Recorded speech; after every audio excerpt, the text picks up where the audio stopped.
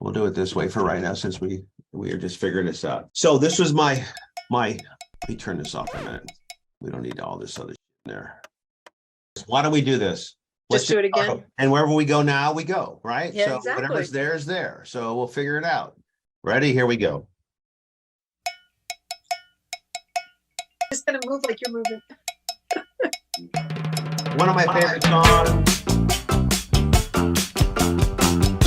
Low Rider by War. I knew that's what it was. And occasionally, windows rolled up and smoke coming out, Cheech and Chong days, okay? Wait, speaking of Cheech and Chong, if anybody remembers those two old hippies,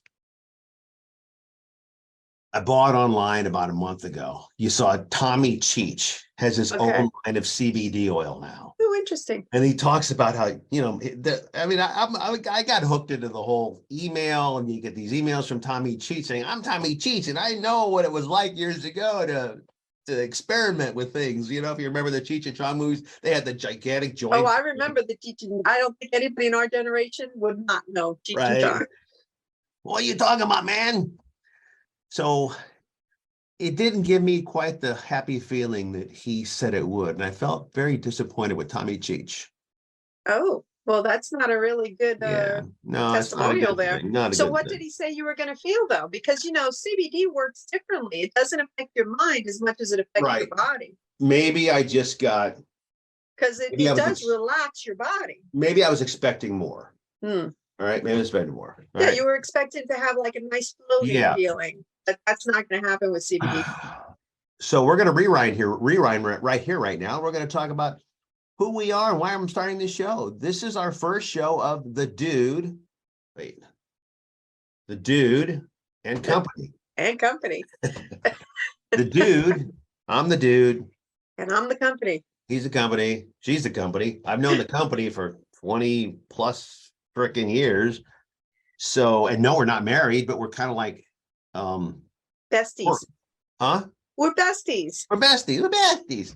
We know each other's lives intimately. We're besties. You know what I'm saying? Yes. So I'm 65. I just got my free Medicare card in the mail the other day. So I'm 65, and I feel like, I know, right? I feel like I would show it to you, but it's in a wallet somewhere, and I don't want to plug Medicare because they're not paying me for this. So, and my dogs are barking. If you can hear them now, who knows? Can't hear them at all. Really? Yeah, it's almost like that music. All right. I hear nothing but you, so there must be a filter. Must be a filter. All right. We're learning new here with Zoom. So, well, we are of the older generation. This is going to take some time. Right. Well, no. That's not true because... Oh, really? No, it's not true. So I was at a trade show in Vegas a couple of weeks ago, last week, actually, to be exact, and early this week, actually, to be exact, and talking to a lot of people, and they said to me, wow, you know more about tech than a lot of people in my generation, meaning theirs. Wow, I'm impressed. I said, hey, that's because it's my business to know that. So the dude is here to share everyday life things and events and wisdom, kind of like a YouTube version of Seinfeld, where they talk about absolutely nothing, but it makes complete sense. Love it. What made you decide now's the time to do that? Wow. That's like his question there, Einstein, mixed with him, the dude. So what made me decide to start this? Like why now? Why now? Going through some life changes, divorces, grandparent for the first time, and starting to see people dying around me, and starting to feel a bit of mortality finally for once in my life, for the first time in my life in reality, and felt I had a lot of experiences in life. I'm helping, my stepdaughter get through some issues right now. I just feel like I have a lot to give to the world that can help them. And it makes me feel good in the process. That's why I'm doing this. Wow, that's really profound. Yeah. And you know what? I think it's a perfect time for the world right now, because I think a lot of people have lost people, and there's a lot of life changes, and maybe they need somebody that can help guide them through it. So maybe the timing was right for you. Maybe. I mean, again, but I like what, you started off with the bad, you went to the good, you went to the bad, and you went back to the good. It was like a little roller coaster ride, which is what life is, isn't it? Boy, life is a roller coaster ride, but shut up, phone. Life is a roller coaster ride.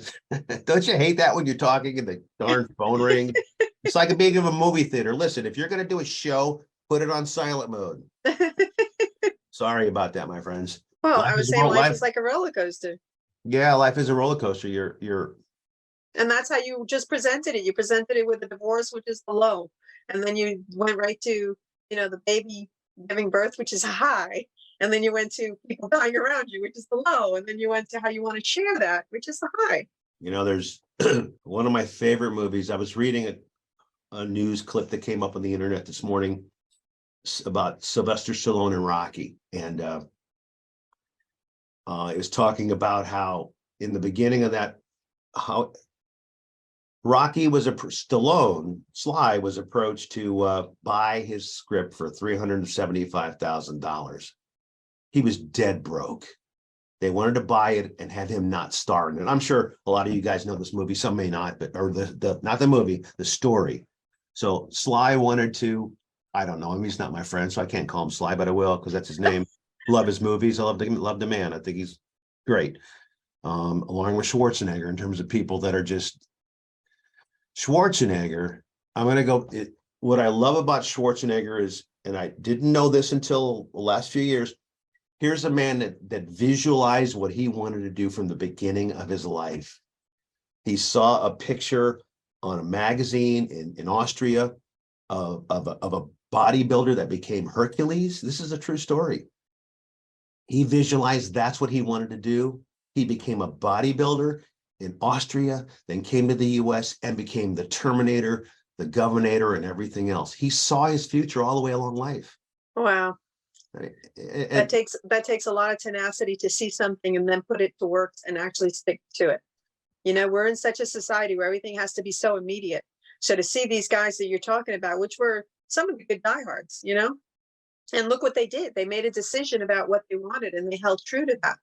I think that's something that maybe more people should do today, because we don't. And with Sly, who I opened this little bit with, Sly was a guy who was a dead broke guy that wanted to be an actor, wrote this script because I believe what I read, he was at a boxing event. Chuck Webner, I may get the name wrong. Chuck Webner was a guy that he ended up replicating. He wrote a script about this underdog fighter that nobody thought had a chance. See, now I never knew that. He an underdog fighter didn't have a chance in hell. And he wrote a movie. He went home later that day, is what I read. And he wrote a movie about that. Wow. Him, a man that not wins a fight, but overcomes obstacles and keeps moving forward. And he was offered $365,000, I think 367 exactly, to buy the script, but you can't be Rocky. We want somebody else to be Rocky. He's like, I can't do that. I wrote the movie. This is me.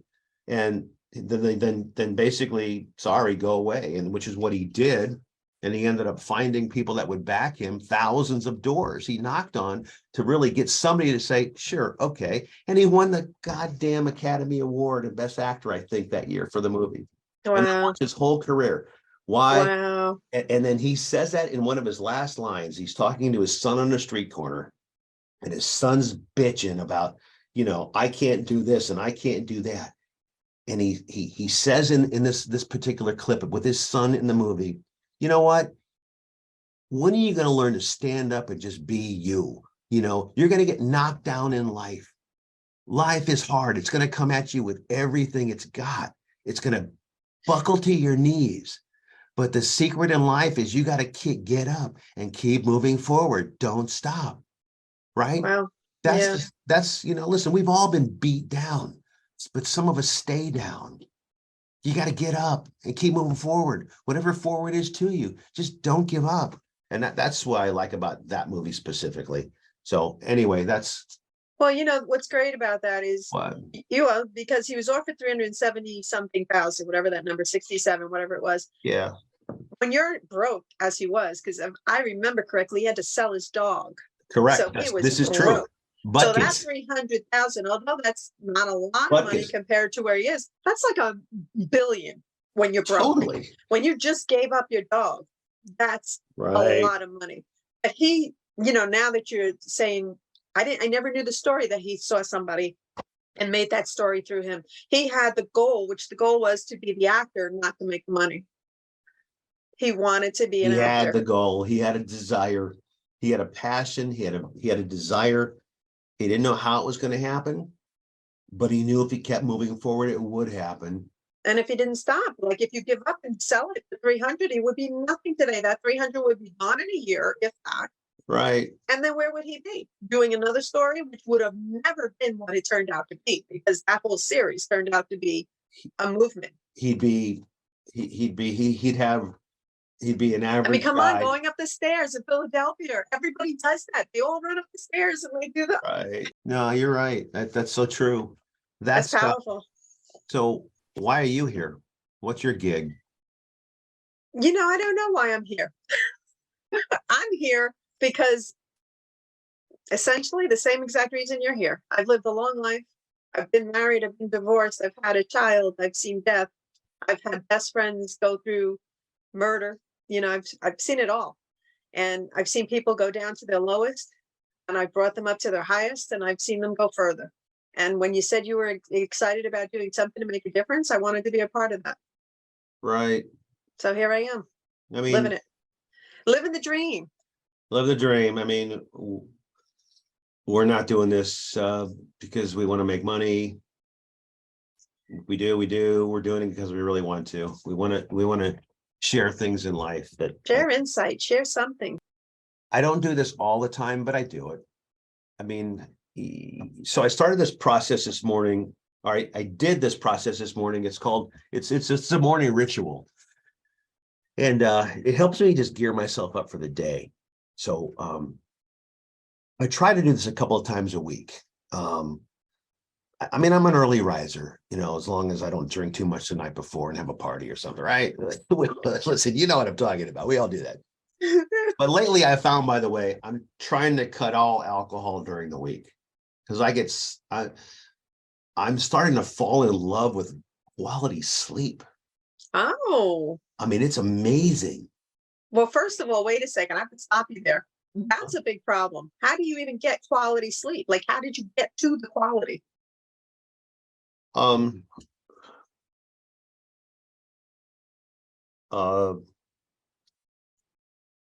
don't drink at night anymore. I have no alcohol as most of the time because that sugar and the alcohol just jacks up my system and I can't sleep. I take some either Advil PM and or some melatonin based gummies. The melatonin will do it. That gives you a nice solid. And not drinking, yeah, because people do drink because sometimes they're like, oh, if I drink, I'll fall asleep. Right. But they don't realize you're not falling asleep because your body's working through all that sugar. So you're not getting good sleep. Good point. And I have a ritual. I mean, when I go to sleep, I take a hot shower. I get in bed. I'm alone. This helps these things where, you know, you can have a ritual, right? That's kind of solo based ritual. It's not the best thing always, but for this ritual standpoint, it's your own gig. So I take a hot shower, get in bed. I usually watch an episode of whatever I'm watching streaming right now. It's like right now I'm going from The Blacklist to Yellowstone to Tulsa King, which is Stallone's show, a couple other things. But I'm watching an episode, and then I'll put on this meditation app I have from Insight Timers, the actual app, and I'll listen to some Tibetan bells as I just kind of drift off. It's on my iPhone next to my bed. I'll drift off and I'll think about my future, right? I'll visualize things. And I start to pick points in the future. Like I'll start to think about where I want to be in 20 years with my grandson, where I want to be in 20 years with my business, where I want to be in 20 years with just my health.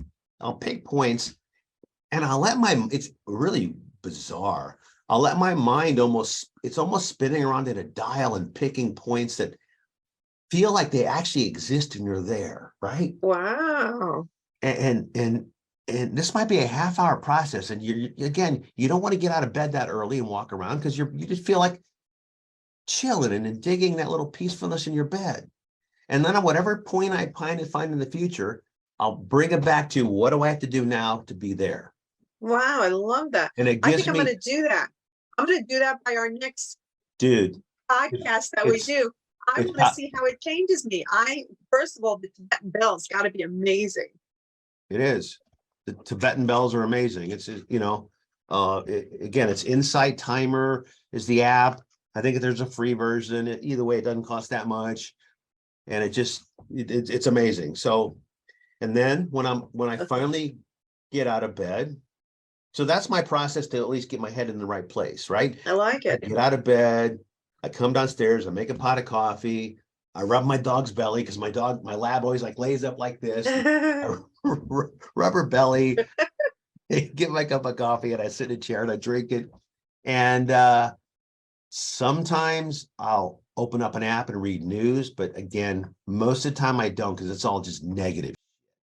So, and I don't like to put my head in a bad place after it's just gotten such a great place.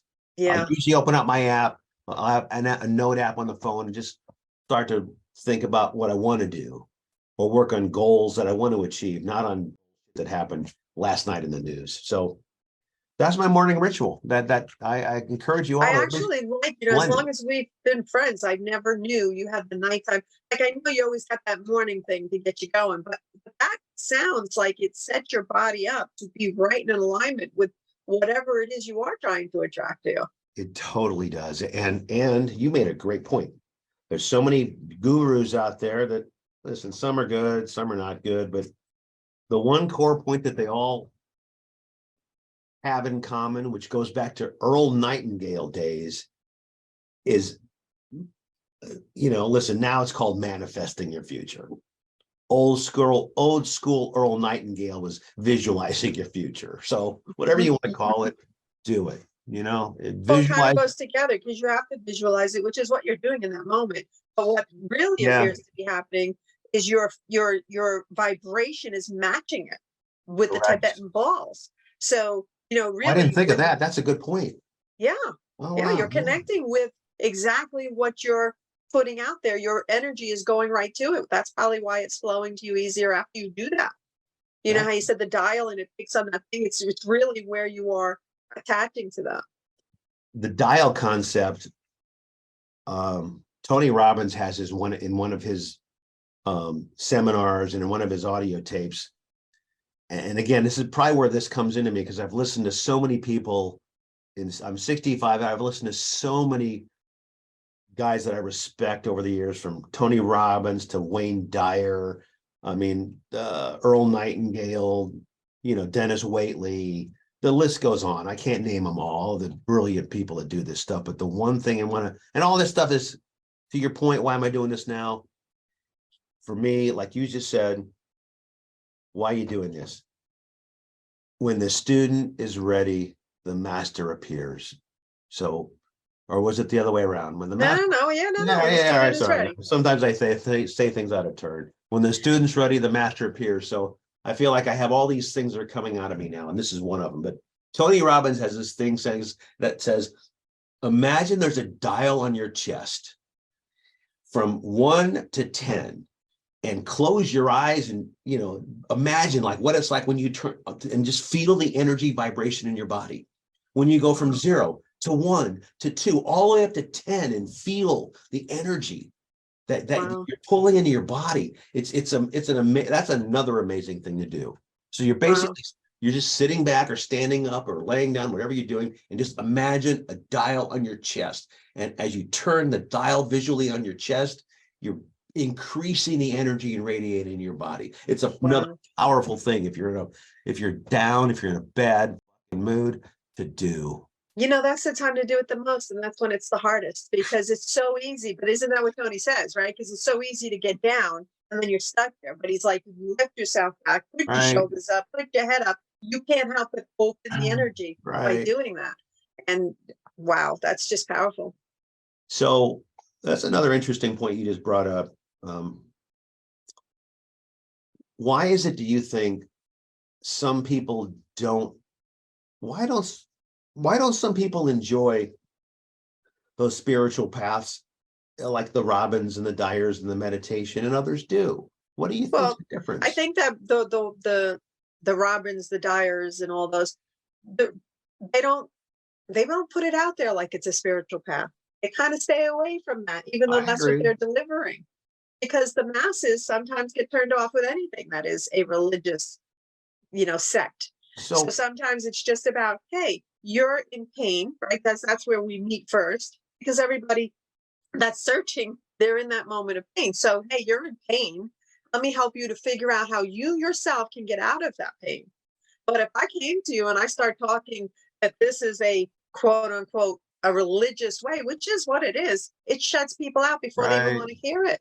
So it really, Tony, I think, was the smartest in the way he approached that, because very early on, I've been doing him for a long time. Very early on, I was like, he believes in metaphysics. You could tell by what he's delivering, but he never said the word. But it is all metaphysics. It's all about how you connect to the energy that is available to you to make what you want happen. And we're not taught to do that, right? We're taught to 1 and 1 is 2. We're not taught things that actually improve our lives. And that's why people like you need to be out there to help people that have not, they don't have that avenue. You might reach somebody that's never seen Tony. You might reach somebody that's never even heard of Wayne, especially since, he's passed the last couple of years. Or how long has it been? It's been quite a few years. It's got to be at least 10 years. I'm not sure, but a while. Yeah, it's been a while. The word I'm hearing from you is faith. So more people have to have faith in themselves. Yes, faith in themselves first. Although people will say, no, you got to have faith in our source, our God, whatever your belief system is. And you do have to have that. But you have to do it in conjunction. You have to have faith in your abilities. You have to have faith that you were given that ability. I mean, if it's good for you, why is it not good for me? It is good for me. And some people just think it's the other person. That's why they sit and they watch these stars with all this money and they think, oh my God, look at them. But they're no different than you. You're just not doing it. You're just watching. So how can more people enjoy that area of life? Because everybody wants to most people want to have a better life. And belief in what? Belief in what? Belief in the possibility that is anything that exists for you, it exists for me. I once heard something where it said, okay, you say it's not possible, but has anyone did it? And if somebody says, yes, somebody did it, then it's possible. Right. It's always possible if one person has done it.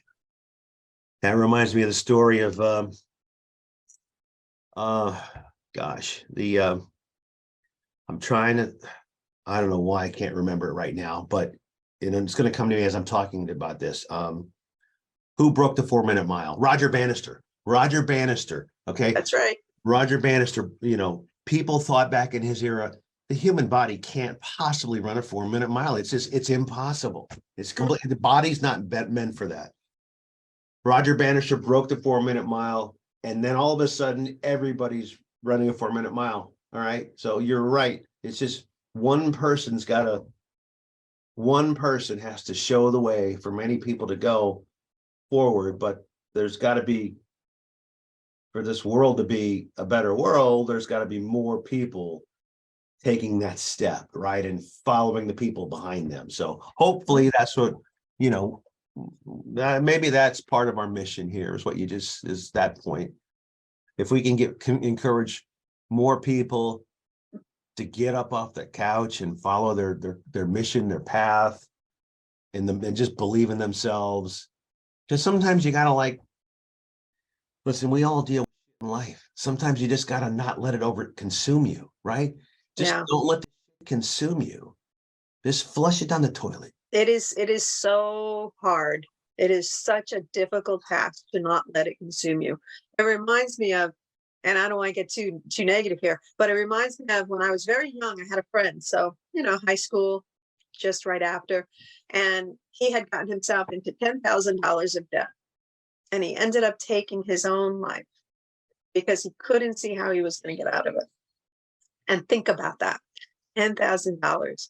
That, what is it really? You know, I'll never forget that, because whenever things really hit you, you just sit there and go, today might be a difficult day, but if you keep going forward, you can get there. If you give up, you got no chance. And that was a learning moment for sure at a very young age. But if that same person had $10,000 in debt, but he believed that he was going to be wealthy, whatever wealth is to him, the $10,000 would be nothing. It would be nothing. It would be nothing. Not that it's not nothing or it's no money, but it's all about the vision and the path. And if you think $10,000, and that's your message you're giving, right? You're trying to say that to people. I mean, you're just an ordinary guy who has been very successful in your life. You have a lot of ups and downs, just like everybody else, but you keep going forward. And that's your message that you're imparting.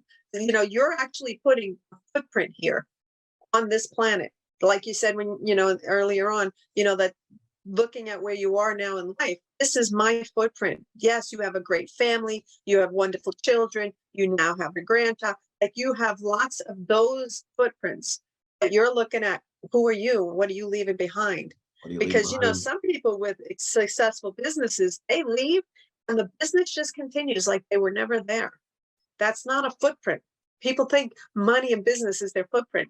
You're actually saying, I want to make sure I have an impact. I want to impart somebody that may not know me today. I want to give them this message of hope, because they may be going through a difficult time. We've all been there.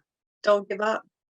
Man, that's pretty powerful. That's powerful. I was going to talk about pet peeves as well, but I kind of like the path you just went down there. I don't want to spoil that path. The pet peeve of life. Oh, by the way, roller coaster side, going back down the roller coaster. Yeah, roller coaster. Okay, maybe that's a new idea, gems from the pet peeve. So one of my pet peeves in life, and I'm sorry if you're listening right now, watching, and this is you, but turn the goddamn lights off in the house. You know how much electricity people waste because of, and again, that's good for the planet. You know how much electricity we waste because the lights are on. And by the way, that gets back to one of my rituals. Completely dark room. Don't check your phone. Turn it off, or just put it face down, put it on snooze. The room's got to be completely dark and cold. If you know, open the windows, turn up the AC. I mean, my room sometimes is in the 50s. Wow. I just like it cold under the blankets. I like that. If I could be in blankets, yeah, I like that. So anyway, that's the pet peeves. The roller coaster. Up is the sleep and the vision and helping people. What's the nicest thing you've done for anybody in the last 30 days? Something nice that you did. A kind gesture in life. A kind gesture in life. I saved some cats. Tell me about that. I have 7 cats now. How'd that happen? Well, because I ended up, okay, so I had 2 little girls. They were rag dolls, and they really didn't want to be bothered with you, really. Just feed them and leave them alone. So you really didn't know you had cats. And I was missing that, you know, when, you know, like the dog thing, like you had, you know, rubbing the belly. I was missing that. And it's actually interesting. I sat on my couch watching TV. I watched the girls walk across the floor. And I said to myself, I want a cat that wants to hug. I wasn't getting any more cats. My husband leaves the next day, and he's literally driving up the road, and he hears something screaming in the woods. And it's this tiny, tiny, tiny little cat. So I ended up bringing it, you know, he brings it home. He's like, look what I found. So I kind of manifested it, because I literally sat there the night before thinking I wanted a cat. So now he brings me home this little cat who is a love bug. But he was so lonely, because every time he talked to the girls, try to play with them, go at them, they would shun him. And you could see his feelings. You could see him being hurt. Like, what's wrong with me? Why won't you play? So I ended up having to get him a friend. And my friend ended up telling me that they had a rescue and this cat needed a home. And he looked just like my cat. So I got him. Well, then a little while later, she's like, he's got some siblings and they still don't have a family. So I ended up driving down to Virginia to meet her halfway, and I took the rest of them. So that was another 3. So now I have a whole house filled with cats, and they were scared to death. But they're all loving each other. And it's great. So that was a good thing because I saved 3 little lives. That's a great thing. But I hope other people heard this as well too. You manifested it the night before. And I did. And it I happened. absolutely did. And there was no way. I have allergies. I can't have cats. I have 7 cats in my house. There was no way I was even gonna get another one. And suddenly he walks in and goes, look what I found. And I just knew that was. So the little tiny one has turned into a huge one. But the little guy I got for him is a love muffin. He cannot get enough love. He comes up to you. He's like my boyfriend. I just love him. He just loves me. So, but again, that's the power of visualizing and manifesting. It is. But here's the question. Is it the egg or the chicken? Did I know he was coming or did I pull him in? I just connected with the energy. There's never exactly. Like, connect to the energy. You know, that's what they say. If you want to be somewhere, you can't get there from where you're at. You have to raise your vibration to what that would be. You know, like seeing yourself winning a lottery, right? If you go, oh, I want the lottery, but you're doing it from, I really need the money, you're never going to get it. But if you go from, you can see that check being handed to you and you feel that smile and you feel everything opens up and you feel like I'm invincible, I won, as opposed to I'm never going to win. Right. Well, it's a vibration. The obstacle that a lot of us have sometimes is for example, let's take money is a great pain point for a lot of people. If all we talk about is, oh my God, I'm so broke, I can't afford this, that, and the other thing, you're not going to be able to afford the other. That's the way you're going to stay. You're absolutely right. You're going to stay that way. But if you just say that, oh my God, you don't have to blab it to the world. It's like a lot of people do. I'm so broke, I have so many bills, I can't afford this, that, and the other thing. Your mind's attracted towards that. That's right. But if you just shut that shit out of your mind and just focus on, you know what, this is an obstacle, but I'm going to be making money and I'm not going to be, don't say I'm not going to be broke. Just think about how you want to be financially. If that's your gig, and just, you'll go in that direction. I promise you that. And well, I want to point out, because what you just said and you corrected it really fast is true. And that's what people don't get. I'm not going to whatever, or the not gets eliminated when it comes to manifesting. Only what the words are. So when you say, I'm not going to be broke, what you're saying is I'm going to be broke. It's the same message. And you can't use the word want on any level, because want is considered lack. So you're still staying in lack. So going to the whole other side of just visualize what it is that you desire and you want to attract without going into the where you are, because you cannot correct anything from where you are with the same mindset. You'll stay where you are. And right now, there's no reason people are not doing something that can help themselves out.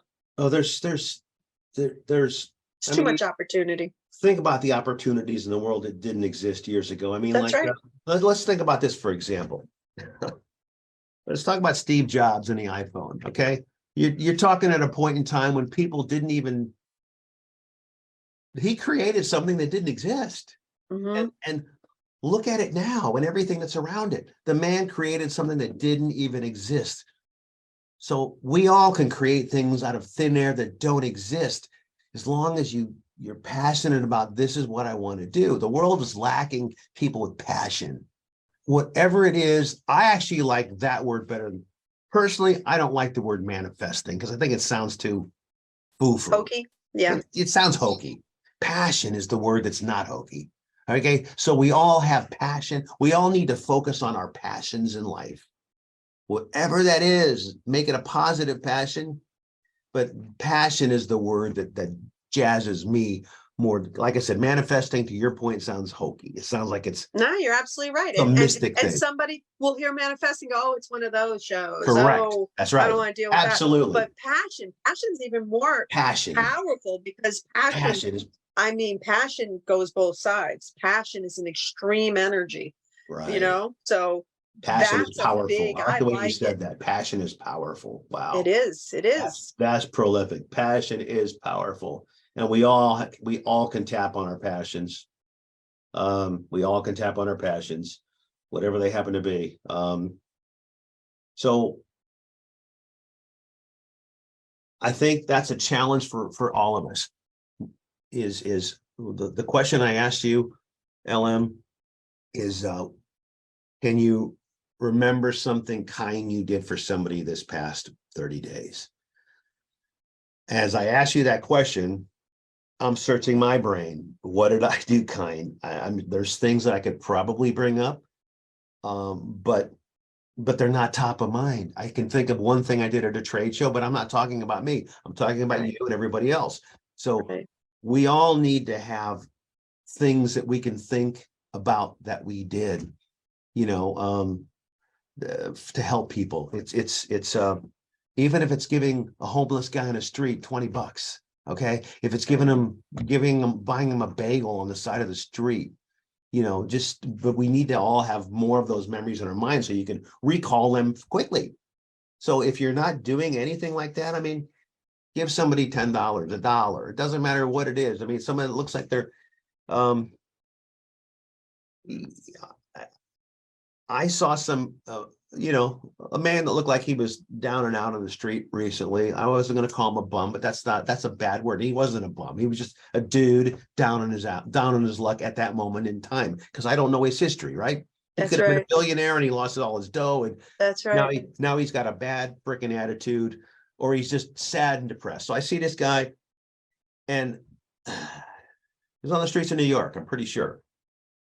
You know, I went up and I was feeling like I needed to do something for somebody.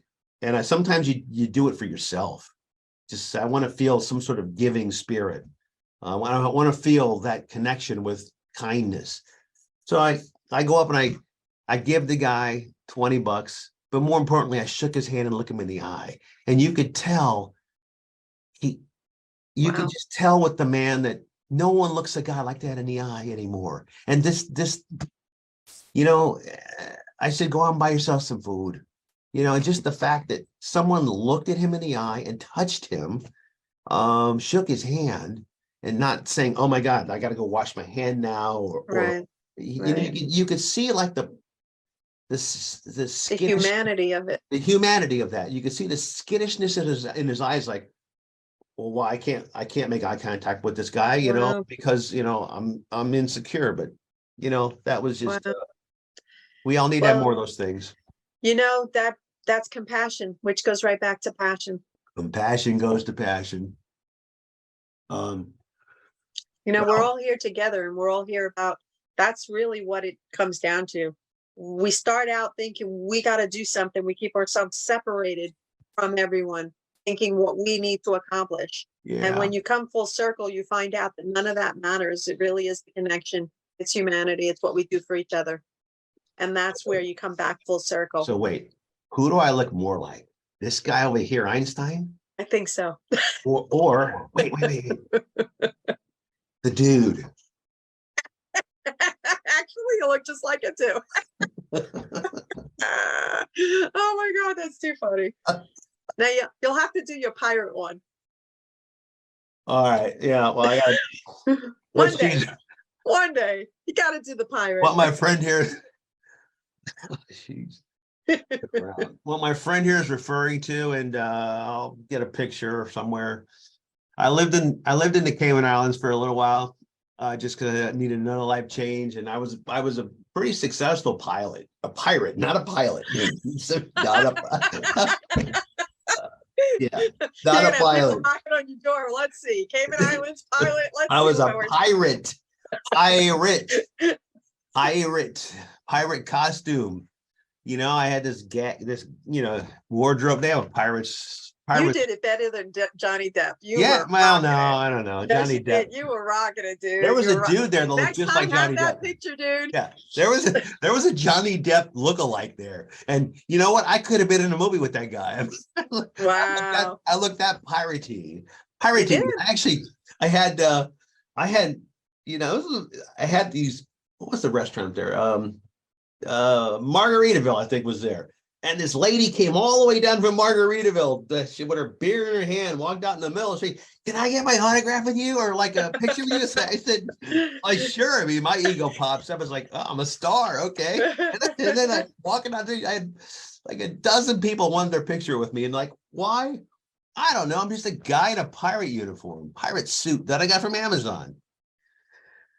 Yeah. Anyway, next time you have to have the picture. Got to show the picture. Well, it's Saturday right now, Saturday morning. It's Saturday morning. This is our first inaugural program of the Dude and Company. We'll be, over the course of time, we're going to chop this thing up and put in little pieces and share gems with everybody all over Twitter, YouTube, wherever it happens to go. We'll invite guests that also have funny things to say. And, at some point in time, we'll have the comment section so people can leave us things that they want us to talk about. But again, we're just here to share. We're just here to share. And just, I get a little soft sometimes when we're here to share. I mean, we just, and connect, right? We're here to share and connect, and like anything else, see where life takes us. And but the most important thing is that it does take us somewhere, and don't get stuck in your own little world. I mean, get out there, do things, be positive, don't be negative, and just learn your passion, follow your passion, and we'll share more with you as things go on down the road. LM, what do you say? I think that's awesome. I think that the fact that you are, you're just a real guy coming out, sharing what's in your heart. And I think that's going to connect to a lot of people that just may need that heart. Right. Well, I am not a religious man. I don't go to church, but I do want to say God bless everybody and Godspeed is to what I do want to say, even though I'm not a religious guy. But isn't that religious a little? I mean, you don't follow a religion, but you have a faith. I have a faith. There's a difference. I don't go to church. It's not that I don't believe in it. Sometimes I do, but you're right. Faith. I mean, but that's why I said Godspeed and God bless everybody. I do believe in a higher power, whatever that, it's funny. Even like, I think it's Wayne Dyer. One of his mantras in one of his audio tapes I listened to is, I am God, meaning each of us are God. So basically what that means is that have faith in yourself, right? You are the source. You are connected, right? And, so I believe in that. I mean, I believe that. Well, yeah, because the source runs through you. So you're tapping into the source that is you. Because when you say I am God, somebody will be like, oh my God, that's blasphemous. How could you say that? But no, it's not, because God is you. And God has always said, what I can do, you can do. Right. They just don't want us to believe that. But the reality is we are the source. We are the source. It runs through our blood, our veins, our body. We are the source. And what's powerful about that is that God is not a thing. God is all of us, and God becomes non-religious at that point, right? That's right. Because that's right. Because religion tends to polarize certain people. Right? That's right. So that's a great way to wrap up this week's program, or today's program, however often we do it. So my handshake to all of you out there.